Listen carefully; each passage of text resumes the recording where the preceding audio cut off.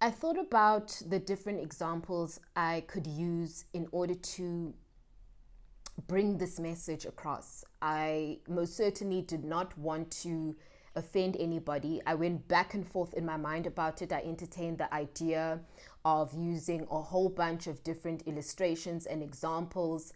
But then it would just get so convoluted and the message would get, lost in translation. And so I figured, you know what? I'm just going to say it. It's something that's been on my mind. Well, doing this video has been on my mind since last year, but it was really something I had put off. But for me, more than anything, what's brought me here has been me being honest with myself, being honest with my aunties and uncles, the people who I spent so lovingly over this December period.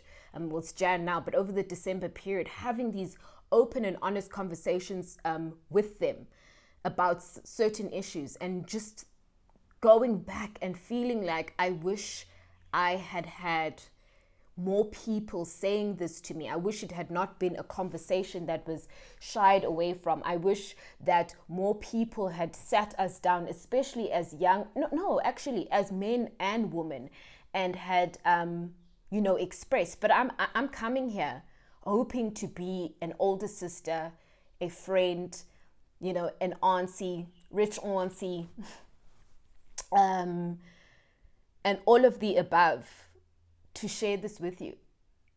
I've come to realize that offense is sometimes unavoidable. It is merely a reaction to the truth being told, especially if it applies to the person who is going to get offended. So I'm just going to get into it. Prostitution, promiscuity, hypersexuality, or being hypersexual, overexposing your body online, pornography, and all that sex and sex content is not without consequence. I'll say it again. Prostitution, promiscuity, hypersexuality, one-night stands, pornography, overexposing your body, all of that has consequence. I've watched it over the years. I've listened to people's opinions, been a part of discussions, prescribed to certain behavioral trends and prescribed ways of thinking. Been there, done it. Here's the thing about becoming desensitized. We fall into the trap of thinking if something is done often enough, publicly, on big platforms, on a large scale, that it's normal. Just think about it. Somebody's last moments on earth used to be respected and honored as private. Now you can pop online and watch somebody taking their last breath, people gasping for air, screaming out of fear and panic. Back when foul language was considered indecent, now you can barely watch a Instagram reel, even a movie, without curse words flying left, right, and center. Men, it was considered shameful for men not to go out there and find work. And now some men have no qualms about asking women for money. Prostitution, although it was always there, it was known to be morally indecent, inappropriate. And so it was handled with discretion. And now women are encouraged. Not only is prostitution being glorified, women are encouraged to prostitute.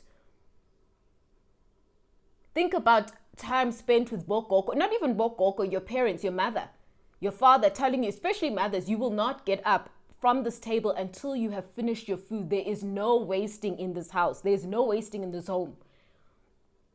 And now you have YouTubers content creators accumulating millions of views off of food wasting content.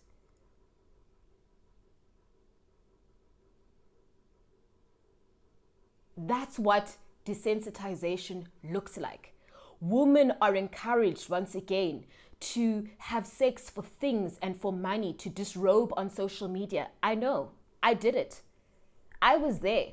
Still yet to do a video where I've done a live about it, but I want to do a video so it stays on my feed. I was there. I did it. I can speak on it.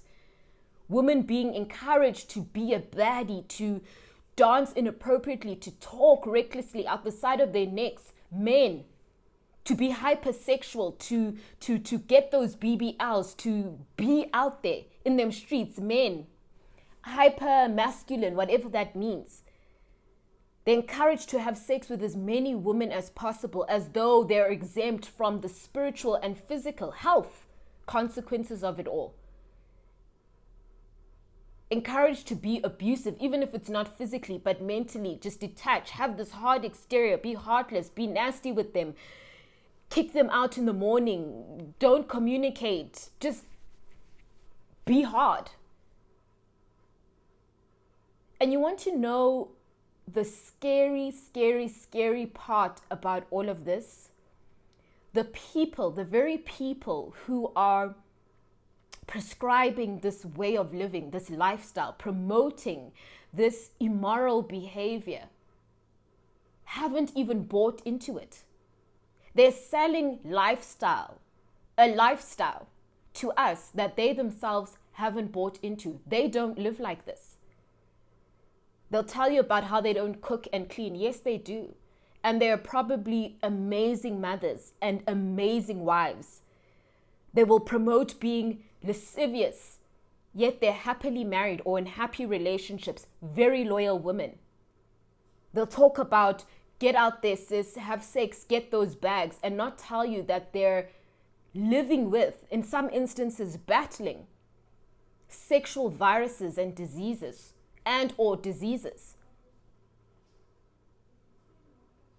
They'll encourage you to sleep with married men and women, never talking about the affliction it brings.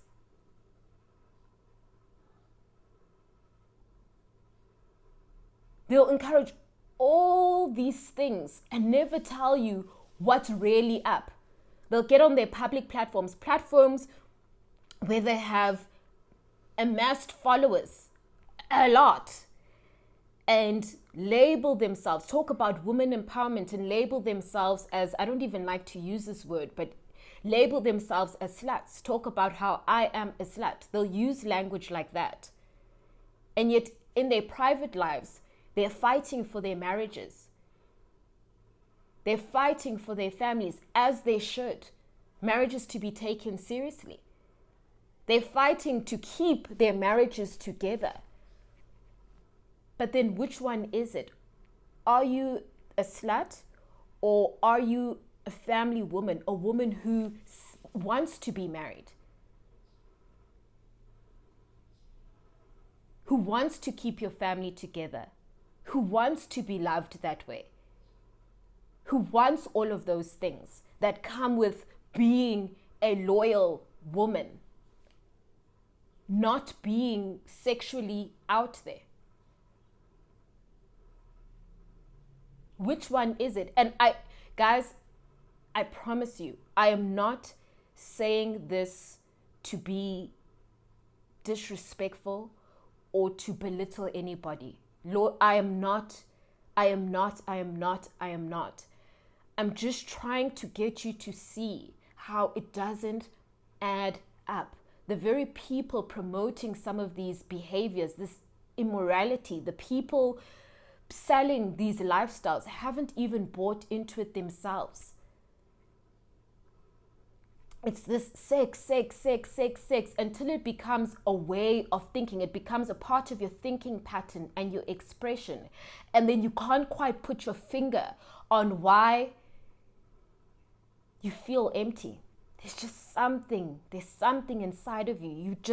You have this emptiness. You can't quite understand why you feel like you're being followed by this heaviness. There's this heaviness around you all the time. There's this lack of peace. There's this spiritual imbalance.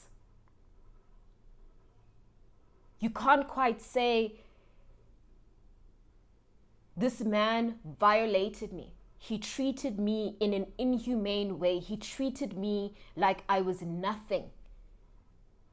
Like I was dirt under his feet because he paid for it.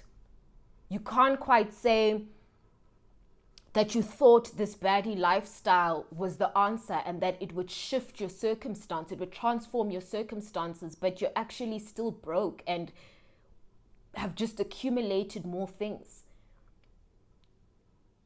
You can't quite say that you're physically and spiritually ill.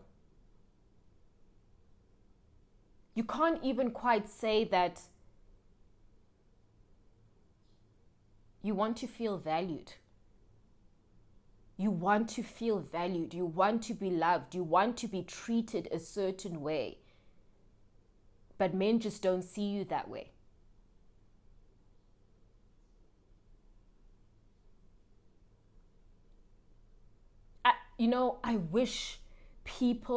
I wish I had people in my life expressing these things, telling me these things, warning me of these things. It would have saved me the world of trouble.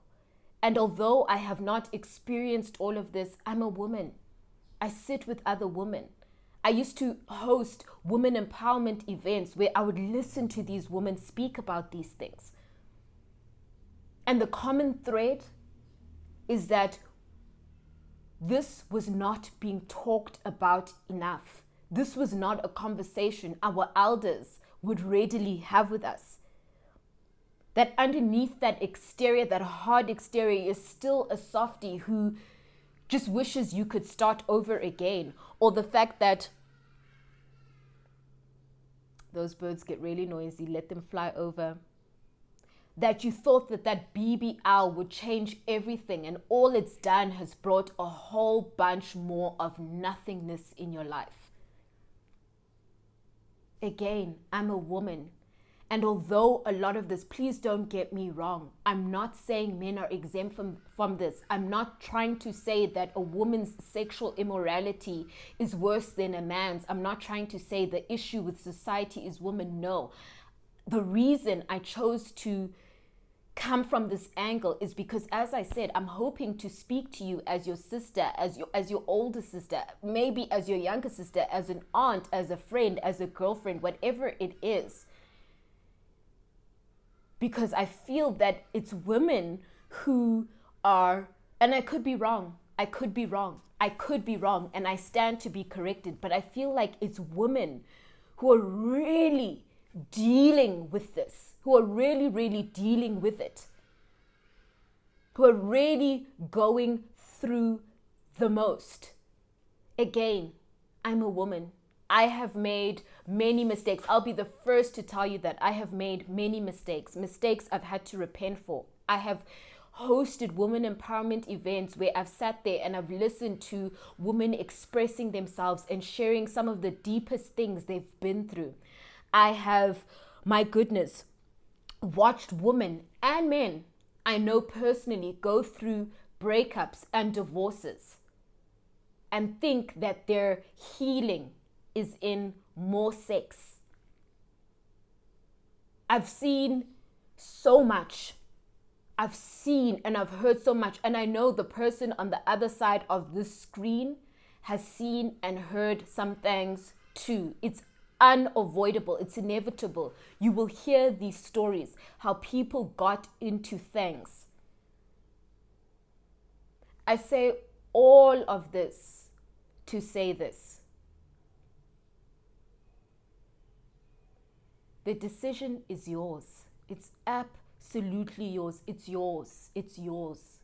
I'm not trying to take that away from you. It is absolutely yours.